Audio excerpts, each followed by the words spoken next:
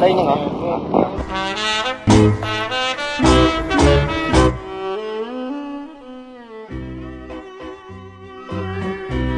làm lại chưa xong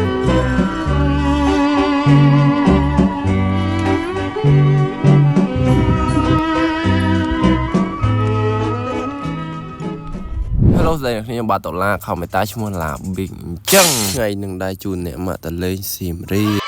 ចង់ទៅសៀមរាបម៉ែញ៉ាំជិះសៀមរាបម៉ោង 5 កន្លះខ្ញុំចាប់ផ្ដើមចេញដំណើរហើយនៅតាមផ្លូវពិតត្រជាក់ខ្លាំងមែនតើមិនតែអីទេសប្បាយសារត្រជាក់ជិះខ្ញុំធ្វើដំណើរស្រួលបាទហើយនៅតាមផ្លូវទេសភាពគឺស្អាតស្អាតខ្លាំងមែនតើឈៀលហ្មងហើយម៉ោង 9 ខ្ញុំក៏បានមកដល់សៀមរាប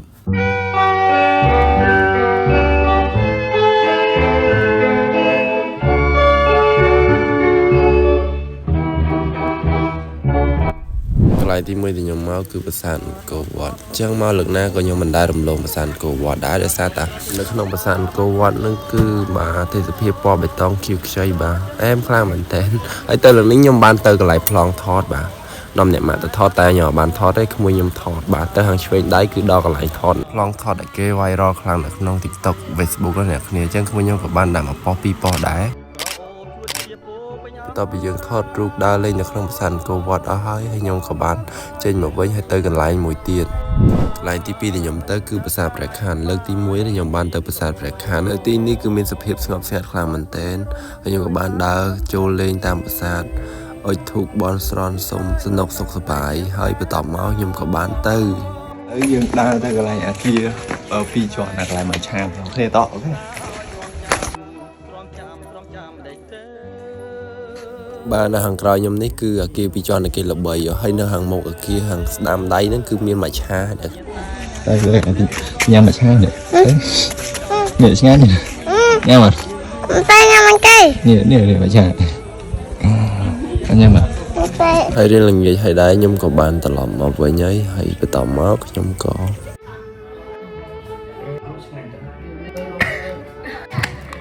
យើងដើម្បីយើងផឹកស្រាផ្លែឈើ36មុខរសជាតិត្រង់បញ្ជូរប្រេងហើយយើងកុំភ្លេចញ៉ាំជាមួយនឹង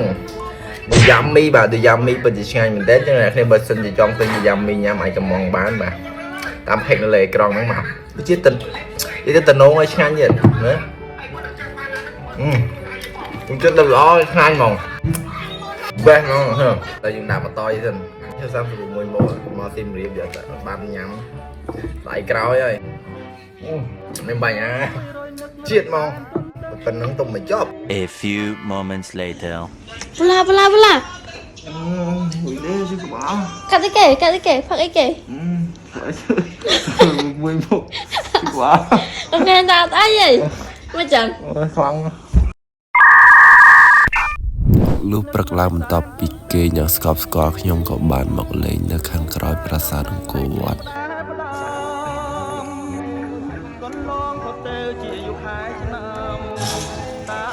វត្តក្រោយមិនឡើងបានមើលអស់ណាក៏ឡើងលើពូលមិនបានមើលអស់ណាតែមួយថ្ងៃពីរថ្ងៃអត់អស់ទៀតថ្ងៃទាំងអស់ទេនេះទៅមកទឹកកន្លះខែណាតែអត់សៀមរាបអស់តែដល់លើពូលមិនទៅអត់បានអស់កន្លែងបានដល់តែអុយទៅពូបន្ទាប់ពីខ្ញុំចេញពីខាងក្រៅប្រាសាទអង្គរវត្តមកហើយខ្ញុំក៏ទៅខ្លោងទ្វារខ្មោចនេះជាលើកទី1ហើយដែលខ្ញុំបានទៅលេងខ្លោងទ្វារខ្មោចបាទផ្លូវគឺស្ងប់ស្ងាត់ខ្លាំងមែនទែនហើយក៏ចូលមករៀងឆ្ងាយដែរបាទឥឡូវខ្ញុំមកដល់ខ្លោងទ្វារខ្មោចហើយគឺមានសភាពស្ងប់ស្ងាត់ខ្លាំងមែនទែនហើយកន្លែងល្បីដែលថាយកស្លាយដោះលើថ្មហើយនឹងលើរូបចម្លាក់ឯហ្នឹងបាទគឺស្រស់ស្អាតខ្លាំងមែនទែនមកទីនេះគឺមានសភាពស្ងប់ស្ងាត់មែនទែនហ្មងតែអត់សូវមានតែគេមកទេគេមកថតរូបឲ្យគេទៅវិញហើយបន្ទាប់ពីខ្ញុំចេញពីខ្លោងទ្វារខ្មោចខ្ញុំក៏ទៅប្រាសាទបាយ័នដើរចូលមិនតាន់បាន 4-10 ម៉ែត្រហងពូជាងថតនៅទីនោះគាត់ថាឲ្យថតរូបពីពិព័រណ៍សិនទៅចាំចូលខាងក្នុងខ្ញុំក៏ឲ្យគាត់ថត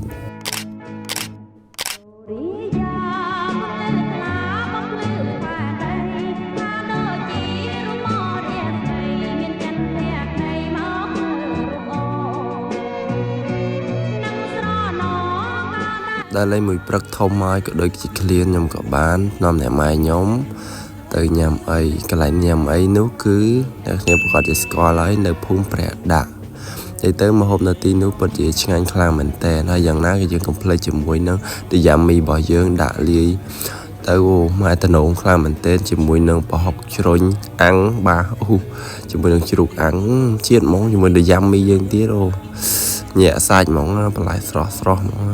កំពុងតែញ៉ាំបងស្គាល់ទាញក៏បានមកចាក់ក្មួយខ្ញុំអត់ចាំយូរក៏ចាក់ដែរហ្មងទៅ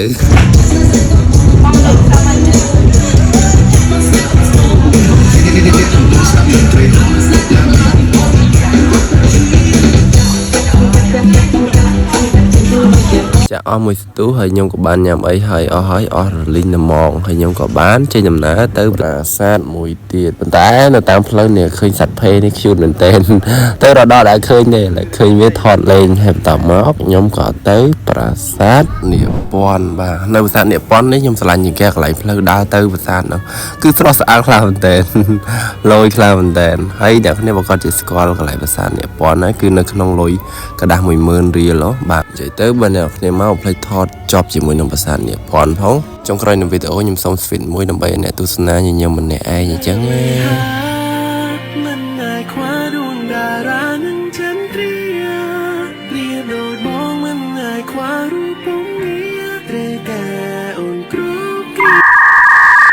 វិតបានផ្លេតទេអ្នកគ្នាដោយសារនាងយើងខឹងអីឥឡូវវីដេអូខ្ញុំក៏ដល់ទីបញ្ចប់ហើយអរគុណអ្នកគ្នាសម្រាប់ការទស្សនាជួបគ្នានៅវីដេអូក្រោយចប់